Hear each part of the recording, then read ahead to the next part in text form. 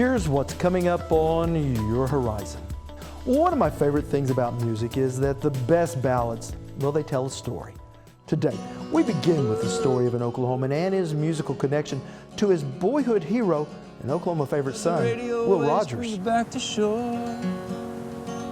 I traveled to Tishomingo, Oklahoma to learn more about country music artist Wade Hayes' journey back to health and the lessons he learned along the way. It took a miracle to open up my eyes.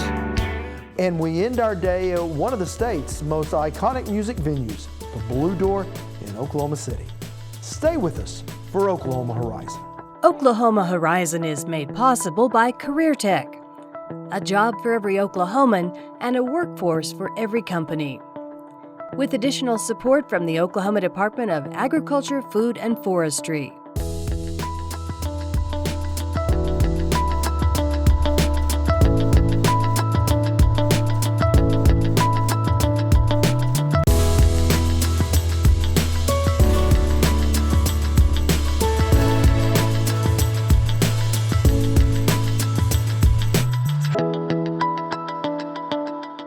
Hello everyone, I'm Rob McClendon. Thanks for joining us here on Horizon.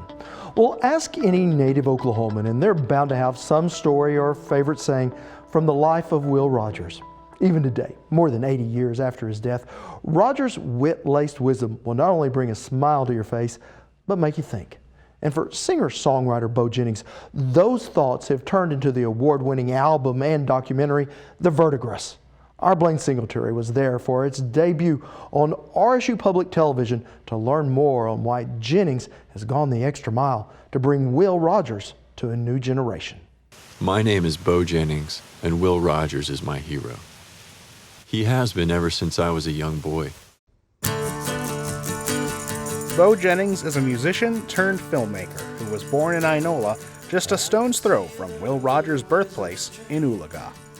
His latest work, The Verdigris, In Search of Will Rogers, celebrated its public television premiere at the Will Rogers Memorial Museum in Claremore.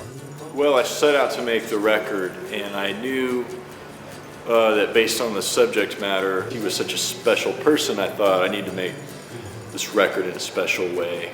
And so The Verdigris, like the river it was named for, became a winding, sprawling journey, following in the footsteps of Will Rogers. Traveling to places where Will lived, worked, etc., and recording a song in those places. And along the way, I thought, well, we should document it with photographs, maybe some videos, and it spiraled from there. Every detail in this production was meticulously planned, especially the music. Let the radio waves bring you back to shore. Yeah, I debated for a long time whether to make music that was stylistically tied to that period. On the other side, I wanted to make something that sounded modern to illustrate the expanse of time that his legacy has endured. Each stop on his journey brought new challenges. For example, the first stop, Will's birthplace, is now covered by the Verdigris itself. But those challenges brought creative solutions. The idea behind this was to make a floating memorial to the actual spot where Will Rogers was born. Before the water came rushing in, before a marker could be made, I'll sing a song instead for the life here floating in this place. From there, Bo traveled to such places as Rogers, Arkansas, and performed at the exact spot where Will got married to his wife, Betty. And the more you told me no, it got a little bit more cold. And when it finally froze, around the world I slid. To New York, New York, where Will's vaudeville act brought him fame.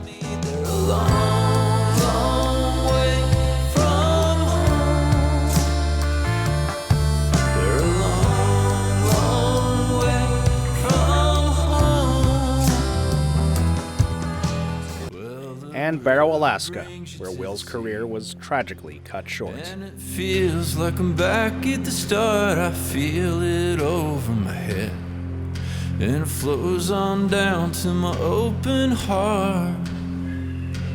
Sometimes I kiss my cell phone. Along the way, Bo met with the people also working to carry on Will's legacy. People like Will Rogers' interpreter, Andy Hogan. So I get to play the part of Will Rogers down here and tell the Will Rogers story. Hogan and the others at the Will Rogers Memorial Museum worked with Jennings from the very beginning when this project began several years ago. I was working in the gift shop. He came in and told us what he was interested in doing and had me to give him a few quotes. And then My favorite one on Will has to do with this humility, that no man is great who thinks he is.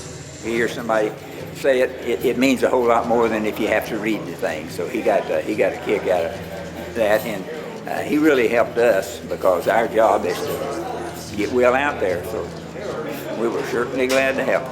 The project that Bo was outlining to me in my office was something entirely new, nothing that had ever been brought to my attention before. Steve Greggert is the former director of the Will Rogers Memorial Museum. And to me, it was an exciting prospect to have Will brought to the people through music, original music, that somebody's going to compose who knows him, at least has a heart for him.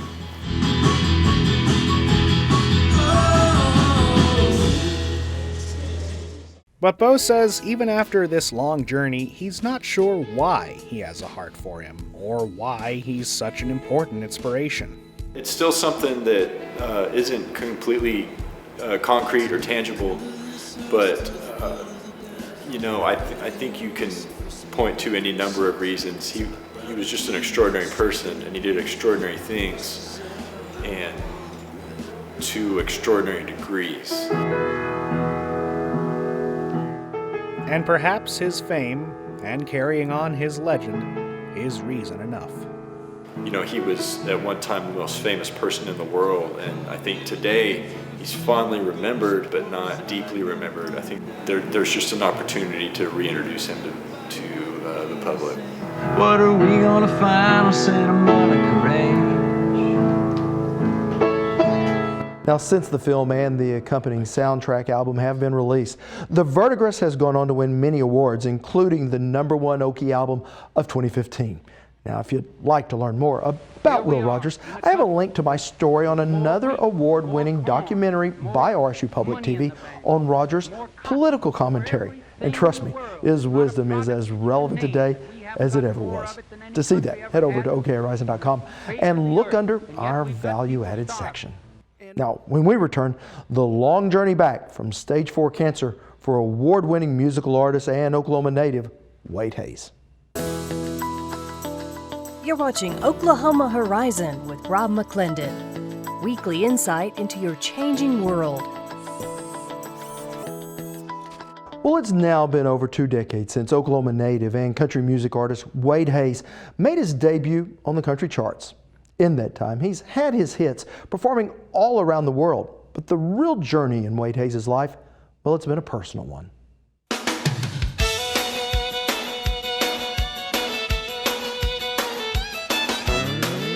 Country music success seemingly came easy for Wade Hayes.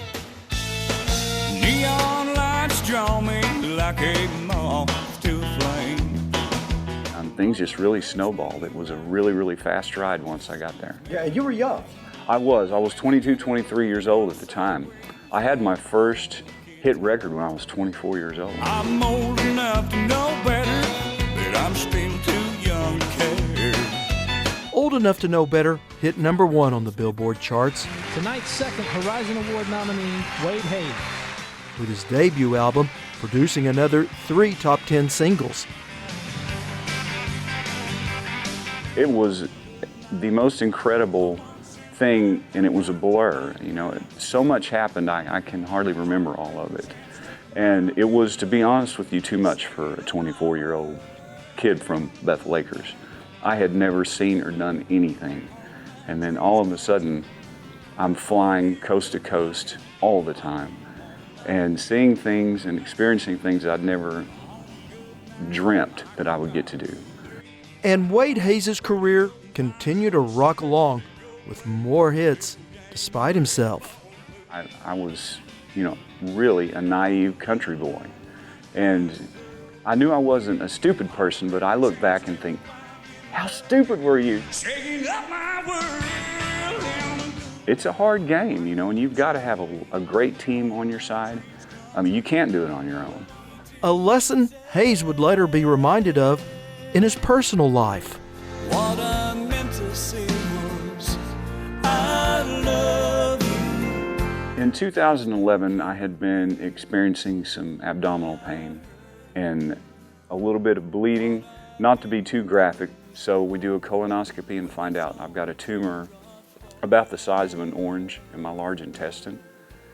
And upon further tests, discover that not only do I have cancer there, but it has spread to most of my liver, my lymph nodes, my diaphragm, and was given about a 12% chance of surviving.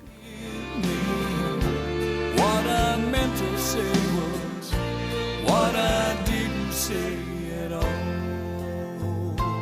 They schedule kind of an emergency surgery, and they go in and take over 20 inches of my large intestine out, 60 to 75% of my liver, part of my diaphragm, just on the first go around. I go through recovery, and then we start the chemotherapy, and that was a really horrible ordeal. And I make it through that, and I make it exactly a year, and my tests start bleeping again that there's something wrong, and find out that I have cancer again in my lymph nodes near the original tumor site.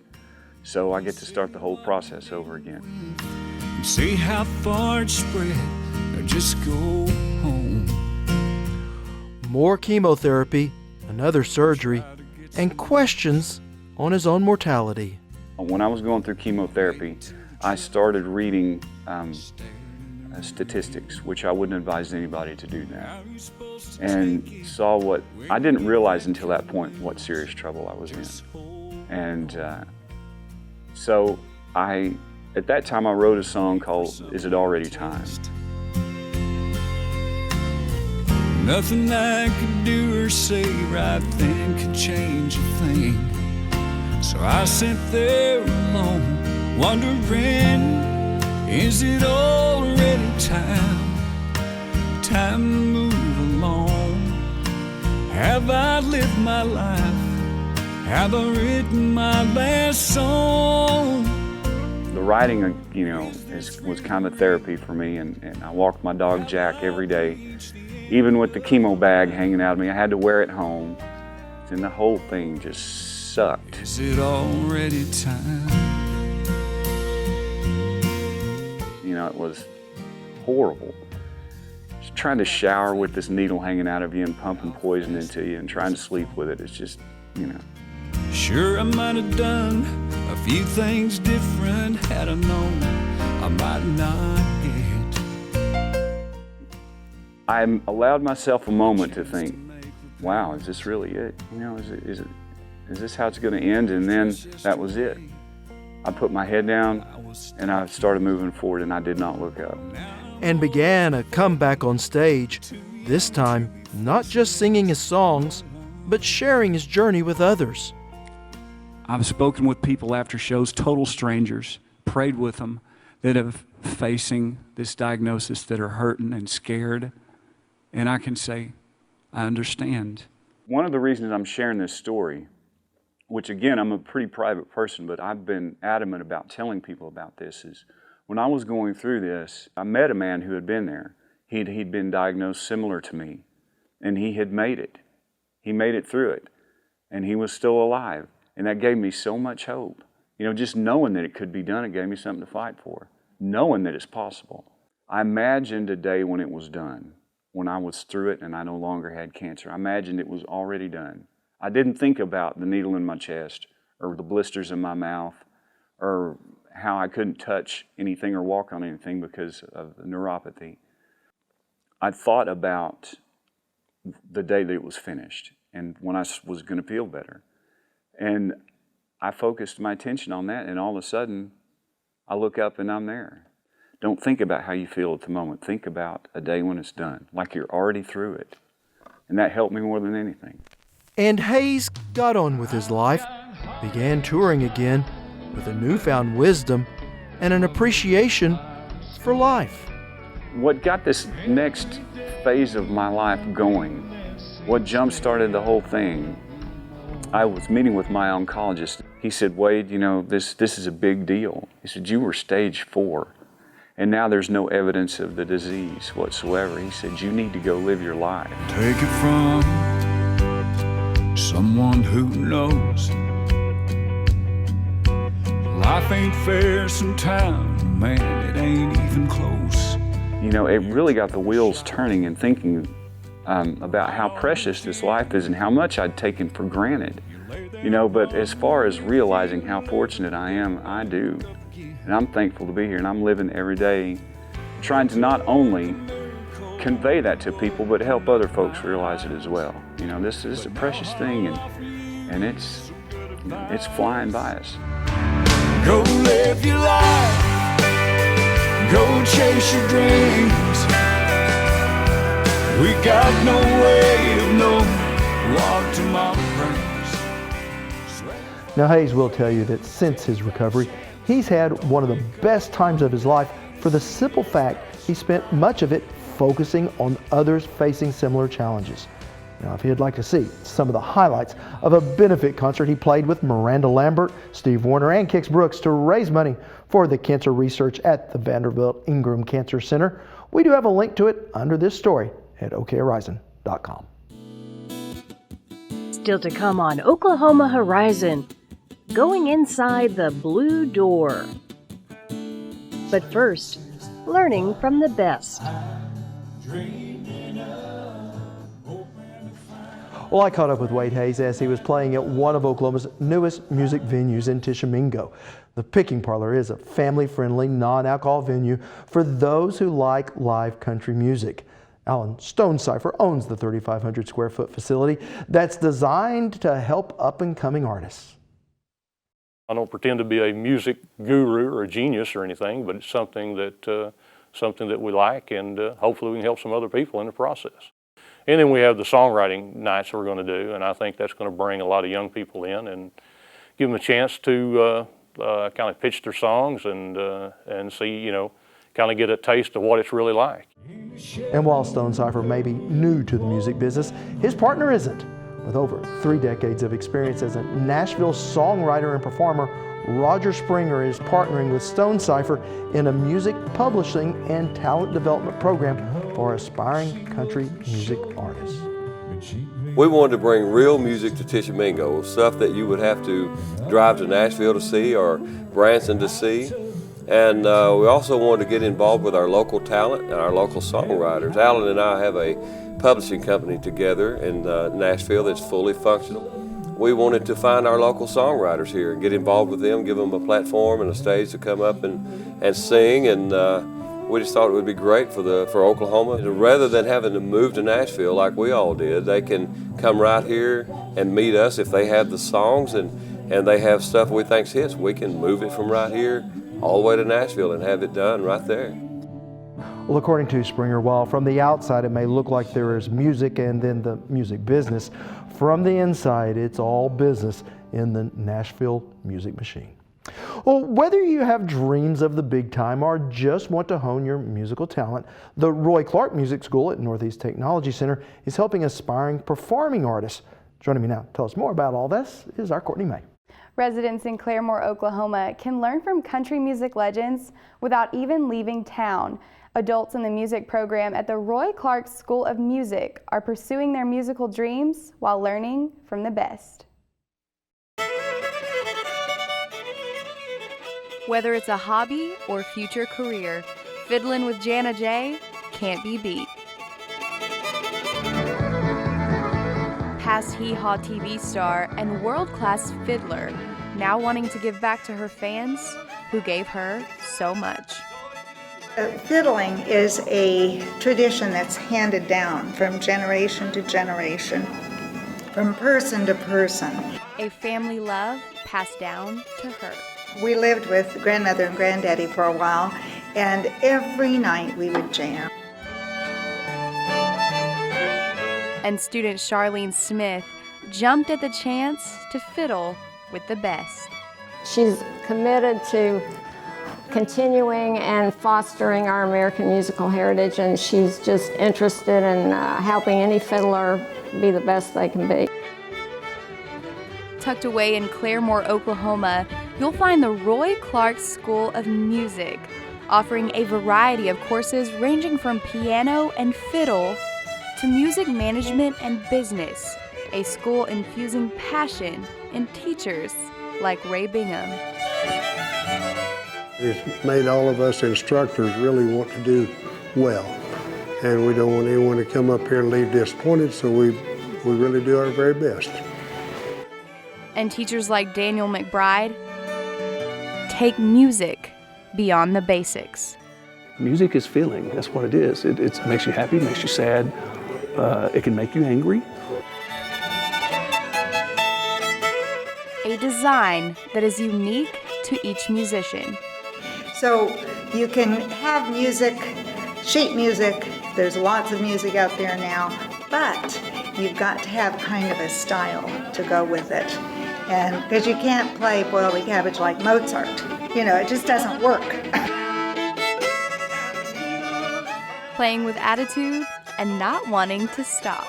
Nobody wants to go home. We all want to stay. Passing musical talent and skills down from one generation to the next, all while fiddling the night away. Horizon is at your fingertips. Join us on Facebook, Twitter, and YouTube to catch the segments you may have missed and our latest new content as it happens. Well, few musical venues are as iconic as the Blue Door in Oklahoma City, and it's the focus of an upcoming documentary. Joining me to tell us more about this project is the documentary's producer, Rusty Munns. Well, the building may not look like much from the outside, but once you go inside, you see all those music posters, and you really get an idea of all the talent that's gone inside those Blue Doors. Right. The place has an amazing history, Rob, and you wouldn't know it to drive by, as you say. You hardly even notice the place is there.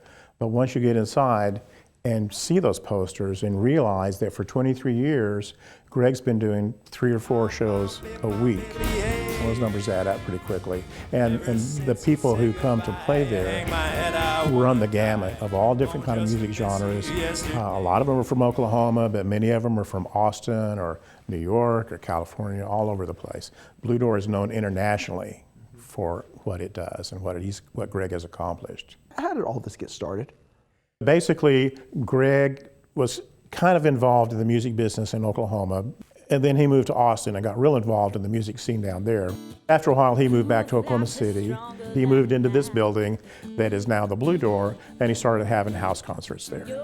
And from that point, it just evolved. At first, he was just bringing people up from Austin that he knew, musicians, to play a concert, and that worked out pretty well. And he thought, well, this is easy. Maybe I could just do this. And he's done it for 23 years now. Now, you've been documenting this for the past several years. What was your motivation? Part of it is, I think it's just a great story. I think it's amazing what Greg has accomplished with that place, in spite of some pretty serious odds against him at various times. He's developed a reputation really worldwide for musicians who want to come to a place. This is what's unique about the Blue Door. There's lots of places where musicians can go to play, and they're sort of in the background. Their music is just background music, and everybody's there to play pool or watch a football game or try to hook up with the girl at the bar or whatever. But this is about the music. It's all about the music, and the people who come to the Blue Door are just there to listen and to interact with these musicians, these songwriters. And the songwriters really love that because so many of the places they play aren't like that. So it's a great place for songwriters, it's a great place for an audience. Only holds about 100 people, as you know. So 100 people is a big crowd in that room. But that's kind of the beautiful thing about it, is the intimacy that you can have. Seriously, if you're sitting on the front row at the Blue Door, you're this far away from Jimmy Webb or John Fulbright or whomever it is. That's an amazing experience. Well, it's a fabulous facility, and I know we're all looking forward to seeing the documentary. Rusty, thank you so much. Thank you, Rob. Appreciate it.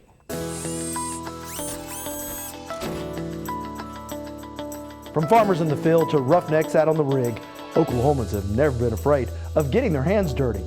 Next time on Oklahoma Horizon, we look at the value of a good day's work. We need to restore the respect for the dignity of work. We need to bring the American dream back to what made this great, that is prosperity and stability for a family. A Labor Day week show where we get to work on Oklahoma Show over the Heartland, Oklahoma Horizon. Well, thanks for including us as part of your day. I'm Rob McClendon. Hope to see you back here next week.